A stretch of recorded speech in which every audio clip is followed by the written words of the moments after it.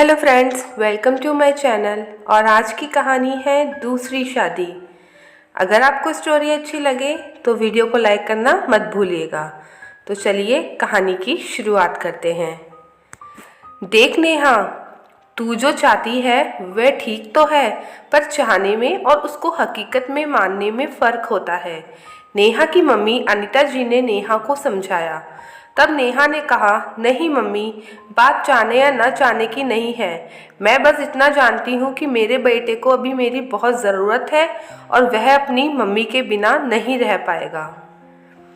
तब नेहा की मम्मी अनीता जी ने कहा, नेहा, तू अंश को लेकर परेशान मत हो। जब मैंने तुम्हें पाल पोस कर इतना बड़ा किया है तो क्या मैं अंश का ध्यान नहीं रख पाऊंगी। नेहा अपनी मम्मी की ये बातें सुनकर चुप हो गई। नेहा की शादी नवीन से 3 साल पहले हुई थी और जब नेहा ने अंश को जन्म दिया तब नवीन ने उसे ये कहकर तलाक दे दिया था कि ये मेरा बेटा नहीं है और मुझे इसकी ज़रूरत है और ना ही तुम्हारी।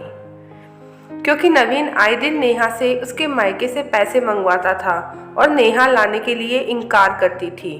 नवीन को कुछ गंदी आदतों की लत थी जिसके कारण वह नेहा और अपने बच्चों की जिम्मेदारी नहीं लेना चाहता था। इसलिए उसने नेहा को अपने मायके भेज दिया और तलाक ले लिया।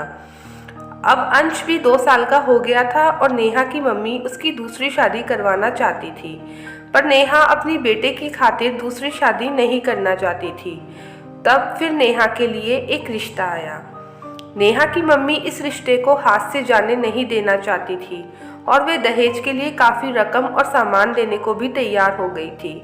लड़के का नाम राकेश था और राकेश के घर वालों को नेहा पसंद नहीं थी क्योंकि वे उसके साथ उसके बच्चे को अपनाना नहीं चाहते थे। बस ये रिश्ता राकेश के कहने पर आया था क्योंकि उसे पता था कि शादी में उसे अच्छा खासा दहेज मिलने वाला था। बाकी उसे नेहा में कुछ खास दिलचस्पी नहीं थी और नेहा भी इस बात से बेखबर थी। नेहा तो इस शादी के लिए बिल्कुल भी तैयार नहीं हो रही थी क्योंकि उसे अंश को छोड़ना पड़ता और वह उसके बिना नहीं रह पाती। राकेश भी तलाकशुदा था, पर राकेश की कोई औलाद नहीं थी। उसने नेहा को मिलकर समझाया था कि वह अंश को अपनी मम्मी के पास छोड़ दे, पर नेहा तैयार नहीं हो रही थी। आज राकेश अपने पूरे परिवार के साथ नेहा के घर आया था कि नेहा उसका प्रपोजल मान जाए और अपना अंतिम फैसला दे सके। नेहा की मम्मी भी उसे यही बात समझा रही थी। शाम को राकेश का परिवार नेहा के घर आया। नेहा की मम्मी ने उनकी खातिरदारी में किसी भी चीज़ की कोई कमी नहीं छोड़ी और थोड़ी देर बाद में नेहा बाहर हॉल में आई और राकेश की भाभी नेहा से बातें करने लगी।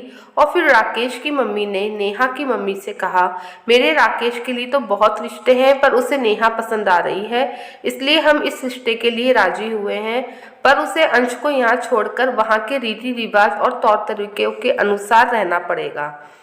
तभी नेहा ने बीच में कहा कि आंटी जी, मैं अपने बेटे को कभी भी नहीं छोड़ सकती हूँ।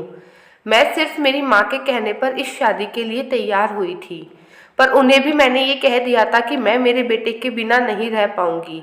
आपको मुझे अपनाना है तो मेरे बेटे अंश को भी अपनाना होगा और ये मेरा आखिरी फैसला है। तभी राकेश की मम्मी रिश्ते को कैंसिल करके जाने लगी और तभी राकेश को गुस्सा आया और वह एकदम से खड़ा हुआ और उसने कहा, नेहा, आज से पहले जब तक मैं तुमसे मिला था तो मुझे कहीं ना कहीं ये लगता था कि तुमसे शादी करूंगा तो तुम्हारी तरफ से मेरे परिवार को बहुत आर्थिक सहारा मिलेगा, पर आज मैंने जाना कि पैसा ही सब कुछ नहीं है और आज तुम्हारा ये आखिरी फैसला सुनकर मैं बहुत प्रभावित हुआ हूँ और मैं तुम्हारे बेटे अंश को तुम्हारे साथ अपनाना चाहता हूँ क्योंकि उस मासूम की क्या गलती है और मैं तुम दोनों को प्यार देने को तैयार हूँ। मैं नेहा और वंश दोनों की खुशियाँ वापस लौटाना चाहता हूँ। उसने कहा, आंटी जी, मैं एक बड़ी कंपनी में काम करता हूँ और वहाँ पर मेरी सैलरी भी ठीक ठाक है। मुझे दहेज में कुछ नहीं चाहिए, बस आप मुझे आशीर्वाद दें और नेहा को मुझसे शादी करने के लिए मना लें। मैं आपसे वादा करता हूँ कि मैं नेहा और वंश को खुश रखूँगा। तब राकेश की मम्मी ने बीच में कहा कि तू ये क्या कह रहा है। तब राकेश ने कहा, मम्मी, अगर आप नेहा को अपने घर में स्वीकार करती हो तो ठीक है, नहीं तो हम अलग किराए का घर लेकर वहाँ पर अपनी गृहस्थी की गाड़ी को शुरू कर लेंगे और राकेश की ये बातें सुनकर राकेश की माँ उसके दृढ़ निश्चय को देखकर चुप हो गई और बोली, बेटा जैसे तेरी मर्जी, हम तो उसमें ही खुश हैं।